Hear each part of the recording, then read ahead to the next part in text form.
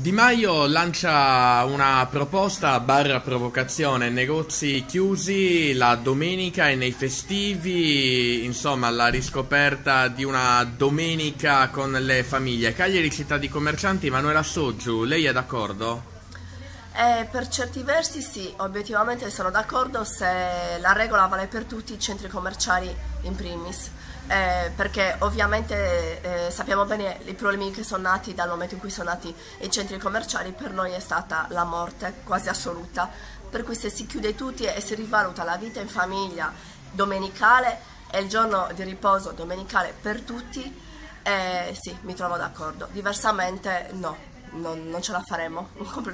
Il risultato sarebbe che i piccoli negozi come i nostri soccombono e basta, senza speranza. Quindi nel suo caso si tratta di un discorso legato a regole che dovrebbero valere per tutti, insomma la domenica chiusi i negozi nelle vie dello shopping di Cagliari, però chiusi anche i grossi centri commerciali di Cagliari?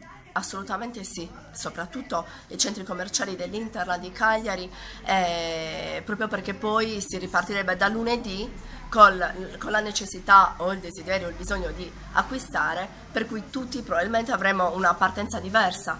Non avremo i lunedì drammatici che abbiamo adesso, perché la gente ha già speso la domenica nei centri commerciali e chiaramente in settimana difficilmente viene in centro ad acquistare altro.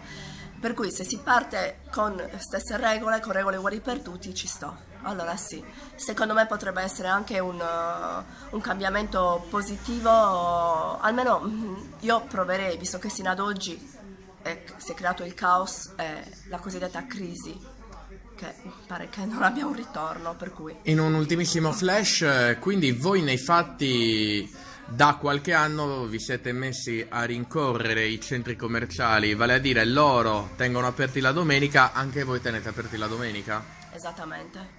Ci tocca tenere aperto la domenica, come si suol dire, è un obbligo, perché andiamo a vedere, a fare i conti, non ne vale poi tanto la pena, questo si sa, però dobbiamo farlo, perché con la concorrenza che c'è da parte dei centri commerciali, la comodità dei parcheggi non a pagamento, parcheggi in grande quantità, ovviamente scelgono i centri commerciali, per cui noi siamo obbligati ad aprire con risultati non certo positivi, e aprire anche i giorni di festa, l'Immacolata, il giorno il 1° maggio e il 25 aprile. Ormai non esistono più feste, cioè le feste ormai sono una speranza di guadagno ulteriore da parte nostra, proprio perché sono nati i centri commerciali. Prima per le feste stavamo tutti a casa, invece adesso non è più così.